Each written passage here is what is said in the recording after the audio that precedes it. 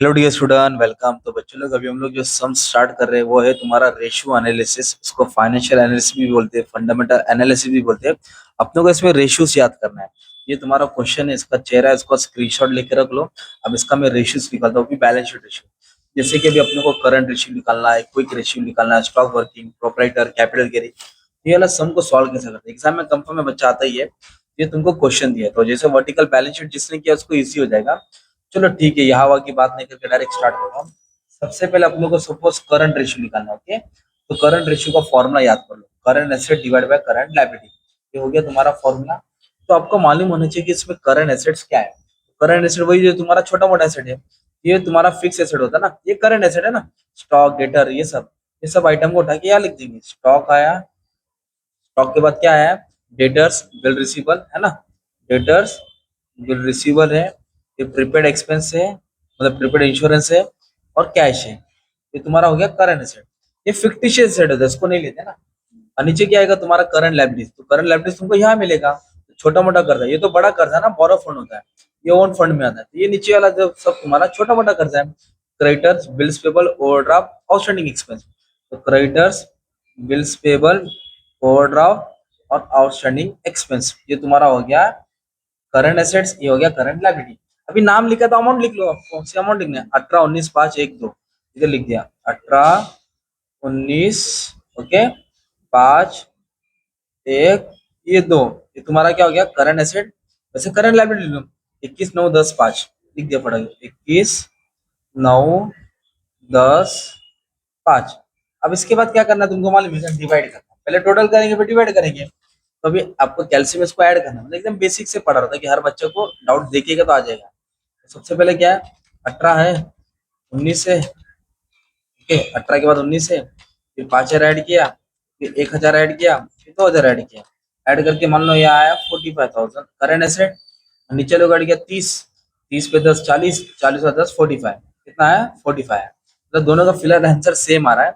एक बार फिर से मैं टोटल चेक कर लेता हूँ भाई, सेम आ रहा है कि गलत है। 30, 40, 45 ये हो जाएगा। नहीं, हाँ, वापस ले लेता। 18, 19, 5, हाँ सेम आ रहा है, ठीक है, नो प्रॉब्लम। इसको डिवाइड करके वन आंसर आया। जो भी आंसर आया मतलब तुम्हारा करंट एसेट और करंट लायबिलिटी वन है। कभी कभी पॉइंट में आएगा, कभी कभी 1 पॉइंट आएगा, तो जो आएगा तुम्हारा आंसर रहेगा, खत्म। क्या किया मैंने, फॉर्मूला लिखा, क्या क्या था वो लिखा, नाम के साथ अमाउंट लिखा, टोटल लिया, डिवाइड किया। वैसे भी क्विक रेशियो क्या है, क्विक रेशियो का formula quick asset quick liability. तो आपको क्या करना है, जो करंट एसेट है ना उसमें अटैक करना है।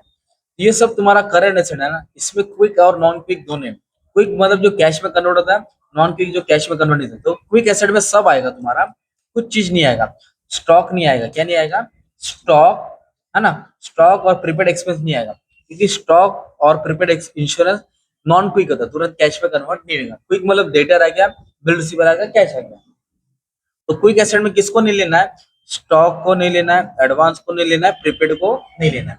मतलब आपका डेटर्स आएगा, ओके, बिल रिसीवल आएगा, कैश आएगा, बैंक बैलेंस, ओके।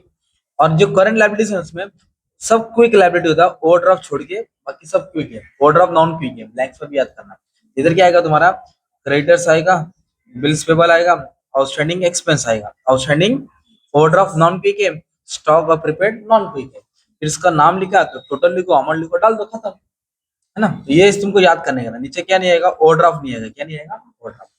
फिर नेक्स्ट रेशियो है स्टॉक वर्किंग कैपिटल रेशियो। इसको मैंने सॉल्व नहीं किया, आप सॉल्व करके ट्राई कर सकते हैं ना। तो मेन फॉर्मूला समझ में नहीं था। स्टॉक वर्किंग कैपिटल, तो स्टॉक से मालूम पड़ा, ऊपर स्टॉक आएगा मतलब क्लोजिंग स्टॉक आएगा, और नीचे वर्किंग कैपिटल आएगा, क्या आएगा, इसमें 100 डालना है। तो स्टॉक तो तुमको मालूम है, क्वेश्चन में दिया है 18,000, इधर आप 18,000 डाल देंगे। चलो ये तो खेल इजी हो गया। बट वर्किंग कैपिटल क्या होता है, तो आपने बैलेंस शीट पढ़ा है, what is working capital, current asset minus current liability. ये है ना अपना करंट एसेट और करंट दोनों को क्या करेंगे, माइनस करेंगे। ये टोटल से टोटल क्या करेंगे, फिलहाल आंसर जीरो आ रहा है तो आंसर जीरो आ जाएगा। और कभी मान लो ये 50 रहेगा, ये 45 रहेगा, तो 50 में से 45 तो 5,000 रहेगा, वो 5,000 तुमको नीचे डालना पड़ेगा। तो फॉर्मूला याद किया, खेल खत्म हो गया। पूरा मेन खेल फॉर्मूला का था, ओके। तीन हो गया तुम्हारा रेशियो। अभी जो नेक्स्ट रेशियो बहुत इंपॉर्टेंट है, ध्यान देना। ये है तुम्हारा डेब्ट इक्विटी रेशियो, ओके। डेब्ट इक्विटी रेशियो। ये डेब्ट का मतलब होता है कर्जा, इसको बोलेंगे बोरो फंड। क्या बोलेंगे इसको, और इक्विटी को बोल देंगे ओन फंड। क्या बोलेंगे इक्विटी को? Own fund.